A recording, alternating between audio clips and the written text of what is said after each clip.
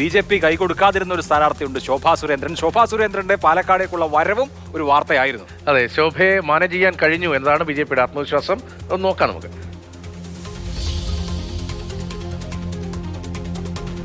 ശോഭ നല്ല കാൻഡിഡേറ്റാണ്. കേരളത്തിൽ BJPയുടെ മികച്ച കാൻഡിഡേറ്റാണ് ശോഭ.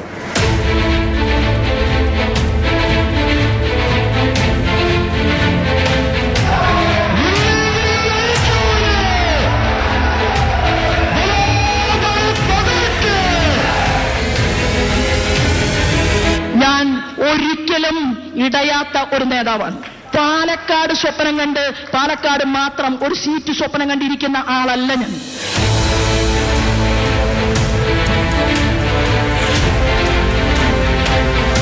ഈ പാർട്ടിയെ വിജയിപ്പിക്കാനാണ് ദൗത്യം. എന്നെ കൂടുതൽ സ്നേഹിച്ച് എന്നെ അപമാനിക്കരുത് എന്നാണ് എനിക്ക് എന്റെ ചില എല്ലാ മാധ്യമ പ്രവർത്തകരുമല്ല, 1-2 മാധ്യമങ്ങളോടുള്ള അപേക്ഷ.